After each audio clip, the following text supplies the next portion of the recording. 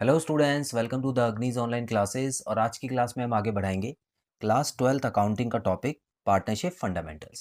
सो students, आज की class में हम इलस्ट्रेशन स्टार्ट करने वाले हैं। तो जैसे कि आप जानते हैं, इंट्रोडक्शन पार्टनरशिप का हमने कर लिया है। अब हम पार्टनरशिप के एक एक केसेस पे आगे बढ़ेंगे और इस चैप्टर को स्टूडेंट्स ध्यान से समझेंगे। तो अब जो पार्ट शुरू हो रहे हैं वो एग्जाम में ज़रूर आने वाला है, तो बड़े ध्यान से समझना स्टूडेंट्स। सो आइए देखते हैं इलस्ट्रेशन 1 में क्या पूछा है। Ambareesh, Lalit and Charu are partners in a partnership deed. तो स्टूडेंट्स, यहाँ पर आप देख सकते हैं कि अम्बरीश, ललित और चारू जो है वो एक पार्टनरशिप फर्म में पार्टनर्स हैं, ठीक है।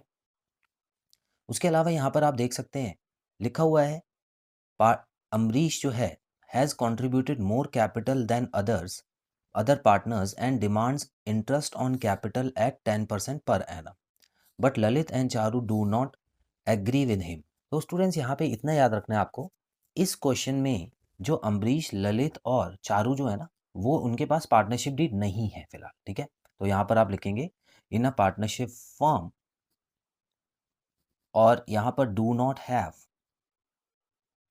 हैव डीड, ठीक है। तो पार्टनरशिप डीड यहाँ पे नहीं है। तो हमको पता है स्टूडेंट्स, जहाँ पे पार्टनरशिप डीड नहीं होती है वहाँ इंडियन पार्टनरशिप एक्ट 1932 चलता है, जो कि गवर्नमेंट ने बनाया हुआ है। इसमें कुछ ऐसे नियम कानून हैं जो कि जो हमारा लॉ है वो बोलती है कि आपको अगर पार्टनरशिप डीड नहीं बनानी है तो ऐसा ज़रूरी नहीं है कि आप बनाएं, लेकिन अगर आप नहीं बनाते हैं तो इस लॉ के अकॉर्डिंग आपको चलना होगा। और इस लॉ में हमने पढ़ा था स्टूडेंट्स, टोटल 6 ऐसे पॉइंट्स थे जिस पे आपको ध्यान देना था कि यहाँ पर जो रेशो होती है, प्रॉफिट शेयरिंग रेशो जो होती है वो बराबर होनी चाहिए। Interest on capital, interest on drawing जो होता है वो दिया लिया नहीं जाता है ऐसे में। ना ही कोई सैलरी पार्टनर को दी जाती है, किसी भी तरह का कमीशन नहीं देना है। और उसी तरह इंटरेस्ट ऑन लोन, हाँ इतना याद रखना है स्टूडेंट्स, इंटरेस्ट ऑन लोन जो है वो 6% का देना होता है किसी भी पार्टनर को। अगर ये पार्टनरशिप डीड नहीं है तो आपको 6% का लोन उसको देना होगा। और लास्ट में कौन सा पॉइंट था students? Admission of a partner. तो अगर आप चाहते हैं कि कोई भी एक पार्टनर नया आए आपकी कंपनी में, आपको ज्वाइन करे, तो उसके लिए सभी जो एग्जिस्टिंग पार्टनर्स हैं, जो पहले से पार्टनर्स हैं, उनकी राय ज़रूरी है, उनकी हाँ ज़रूरी है वहाँ पे। अगर उनमें से एक भी पार्टनर मना करता है तो वो जो नया पार्टनर है वो कंपनी में नहीं आ पाएगा, ठीक है। तो ये टोटल 6 पॉइंट्स थे स्टूडेंट्स।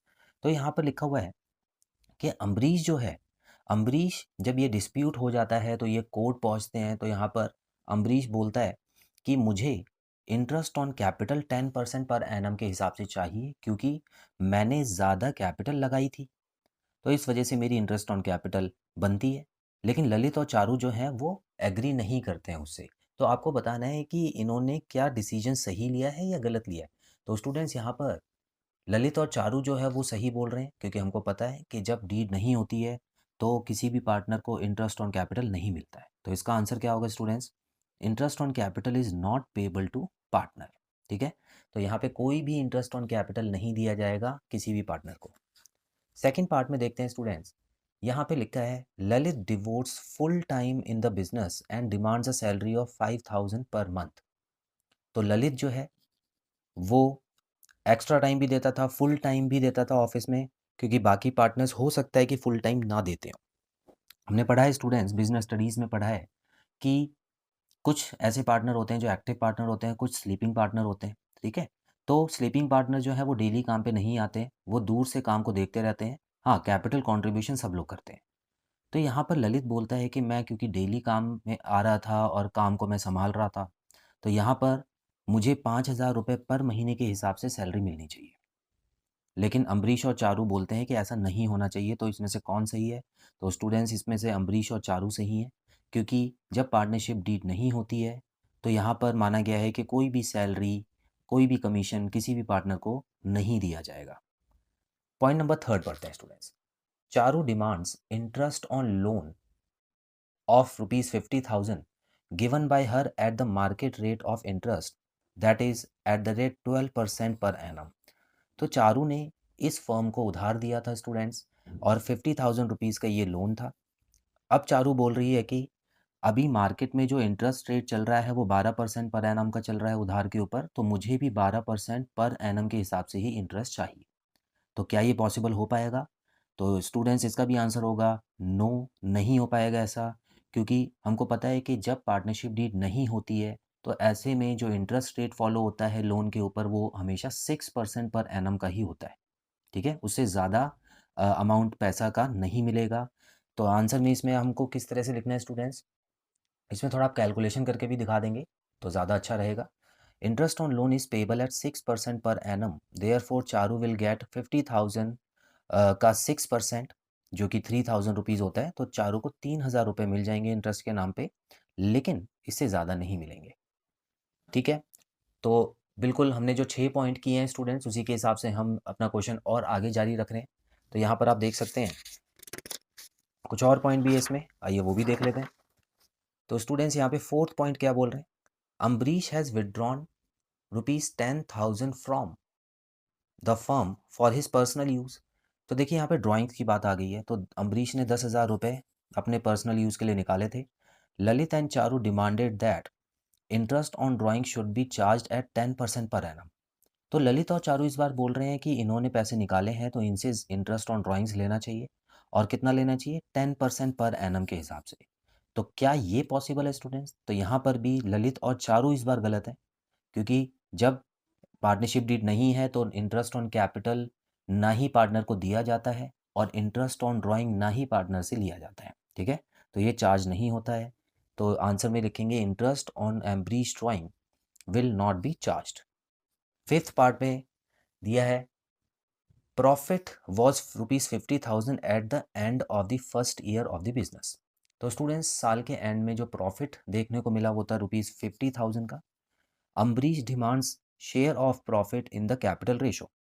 तो अब अम्बरीश बोलता है कि कैपिटल के हिसाब से 50,000 रुपीज़ को बांटा जाए, ठीक है? देखिए, जब भी कोई प्रॉफिट या लॉस होता है उसको किसी ना किसी रेशो में बांटा जाता है। तो अम्बरीश बोलता है कि प्रॉफिट जो है वो कैपिटल रेशो में, मतलब जितनी कैपिटल थी उसकी रेशो निकालें और उसमें प्रॉफिट बांटें। अब जाहिर सी बात है इसको फ़ायदा हो रहा होगा, इसीलिए इसने ये बात बोली है। और इसने स्टार्टिंग में फर्स्ट में ये भी बोला था कि मैंने कैपिटल ज़्यादा लगाई है, तो इसीलिए इसको इंटरेस्ट ऑन कैपिटल भी मिलना चाहिए। तो यहाँ पे भी स्टूडेंट्स अम्बरीश की बात नहीं मानी जाएगी, क्योंकि जब पार्टनरशिप डीड नहीं होती है तो वहाँ पर जो इंडियन पार्टनरशिप एक्ट 1932 है साफ बताता है कि जो प्रॉफिट और लॉस है उसको बराबर बराबर लोगों में बांट दिया जाएगा, पार्टनर्स में बांट देंगे। तो 50,000 के 3 हिस्से होंगे और बराबर बराबर सबको मिल जाएगा। तो profit is to be distributed equally. Part number 6 जो कि लास्ट पार्ट है, इसमें भी देखते हैं स्टूडेंट्स क्या दिया हुआ है। Lalit wants to introduce his son Inder as partner, Charu objects to it. तो ललित का एक बेटा है इंदर, तो ललित चाहता है कि इसको भी पार्टनर बना लिया जाए। तो ये एडमिशन का केस आ गया स्टूडेंट्स, और हमको पता है कि जब भी एडमिशन होता है तो उसमें सभी पार्टनर्स की रजामंदी, सभी पार्टनर्स जब हाँ बोलेंगे तभी एडमिशन हो सकता है किसी नए पार्टनर का।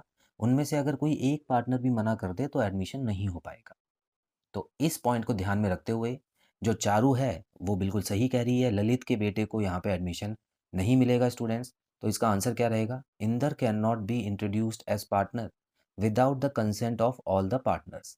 तो यहाँ पर इंदर को कोई एडमिशन नहीं मिलेगा इस पार्टनरशिप फर्म में जब तक सभी पार्टनर्स राजी ना हो जाए। तो स्टूडेंट्स अगर हम शॉर्ट में देखें तो इस क्वेश्चन में हमने 6 के 6 पॉइंट्स अच्छे से रिवाइज किए हैं और आपको एक डिटेल में बता दिया गया है कि आपको आंसर्स किस तरीके से देने हैं। तो क्वेश्चन में ध्यान से पढ़ लेना स्टूडेंट्स, पार्टनरशिप डीड अगर नहीं है तो ही ये रूल लगाने हैं, क्योंकि पार्टनरशिप डीड अगर होती है तो उसमें जो लिखा होता है वो फॉलो होता है।